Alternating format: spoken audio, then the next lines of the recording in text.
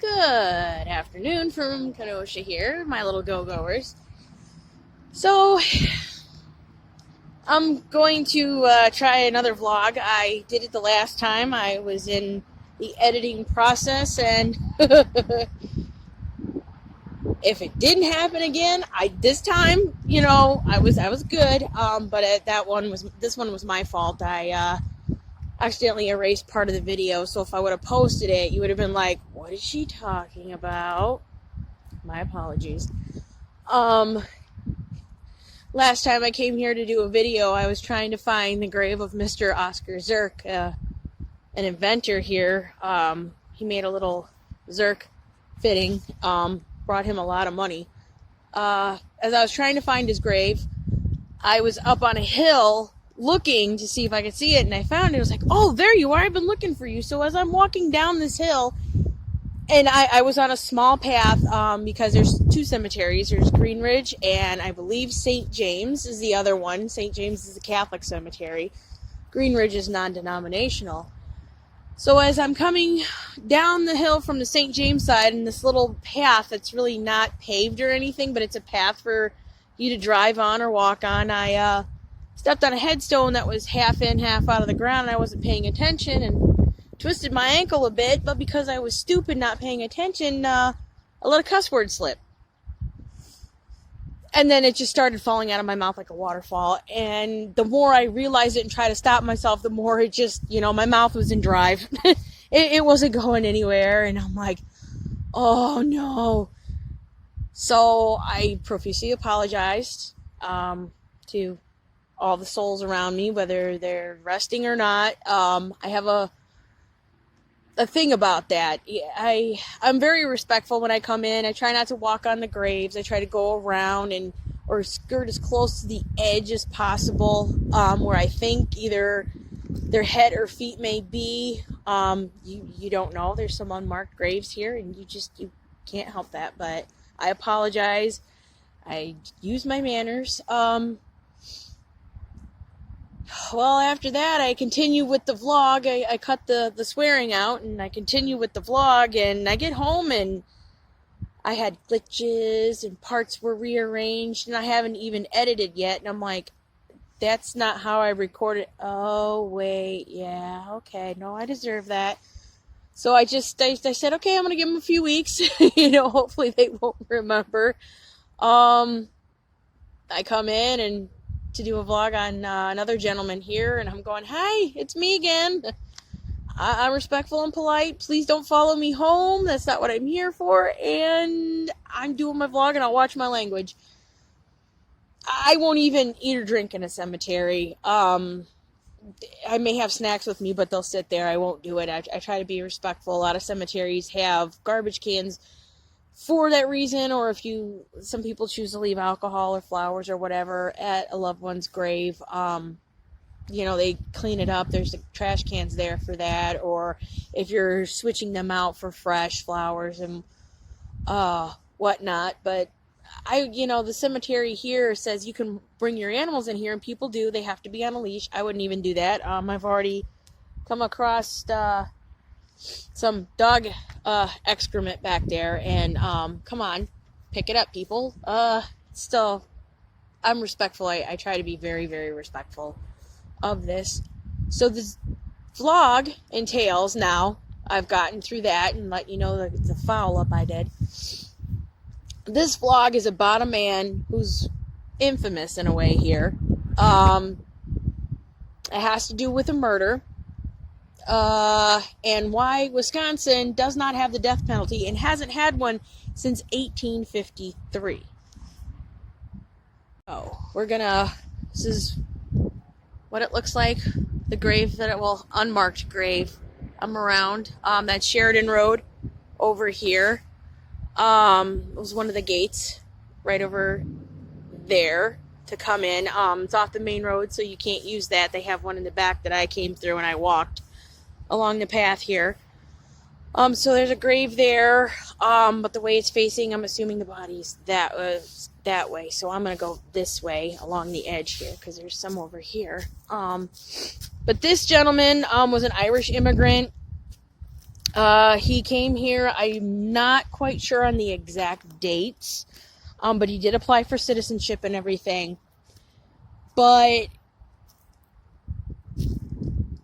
he is in an unmarked grave.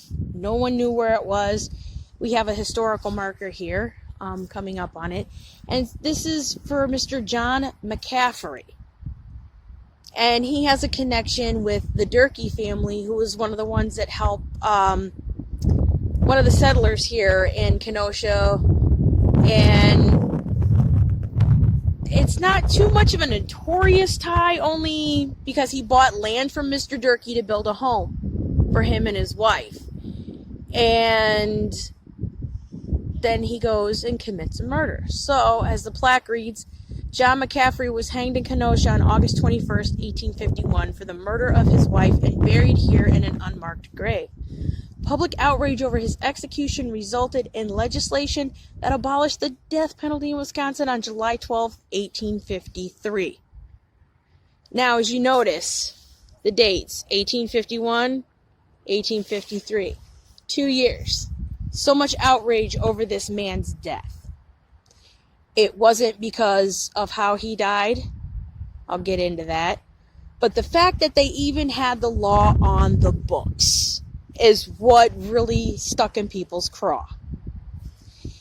It was erected in 2001 by the Wisconsin Historical Society. Now, I haven't found anything saying where they erected this. This is where he is buried. So I can't be sure if they just put that there to know, hey, this is where it is, or if this is his actual spot. Because after he was hanged, he was lowered in a coffin immediately and buried here in Green Ridge Cemetery in an unmarked grave.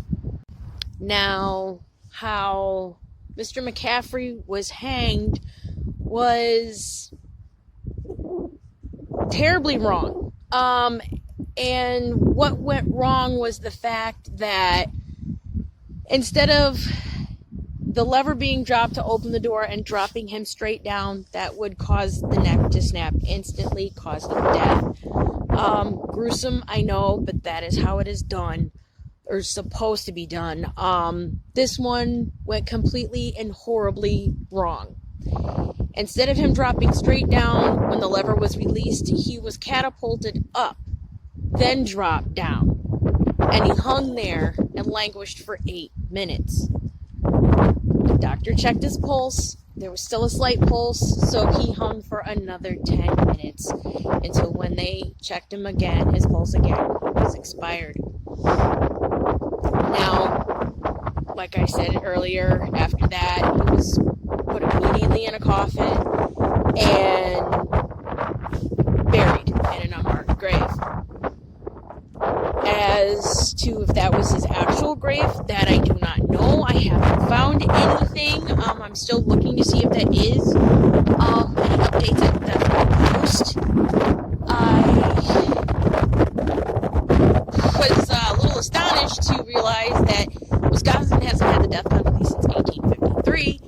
I thought they did something like Illinois or California had they're having a moratorium on it where they've repealed the death penalty and other things, but they didn't. They weren't outraged at the fact that he basically hung for 18 minutes to end his life. It was the fact that they had the law on the books to begin with. So there's that. I'm trying to find the exact location of the house. The house is still standing. There was a side door, side staircase going up. That's no longer there. There's a fence around it and everything. There are reports that the house is haunted. People who have lived there before, just they feel terrible, repressed, all kinds of bad things happen. But when they move out, it's like a weight lifts. So the new owners that have it now haven't reported anything. This the source I'm going to cite is a book called Haunted Kenosha.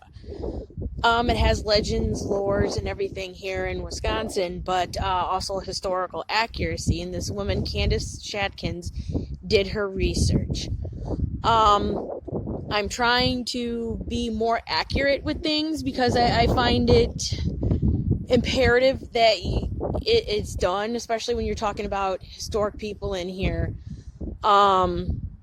You can't get it wrong. You don't want to get it wrong. I don't. So I talked to a very nice lady at the Simmons Library. So she's helping me with that, giving me some things and sources to check more for historical accuracy and information. So hopefully more things will come out of that, and during my course of research I can help them with other things. So there's that. It's big news for me, which is great. But that is an infamous person here in our cemetery, and that is why we do not have the death penalty.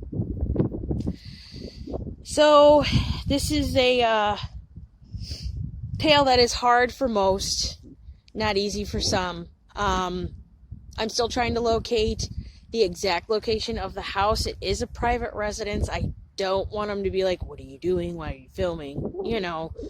But if you can get the book at your local library, order it on Amazon through Kindle, or you can order the book if it's available. It's a great read. It's a great read. And it has a picture of the house and everything. So it'd be very interesting for you guys to read. It's fantastic. I love the book. Yeah, I'm into the whole haunted aspect of it, but the historical aspect is really interesting as well. So, like I said, ladies and gentlemen, history's in your own backyard. Don't take it for granted. Find it, read it, live it, breathe it. It's amazing. You won't regret it. So, I'm going to sign off and try and find the next gentleman I'm going to do the next vlog on. So, thank you, everyone. Be good.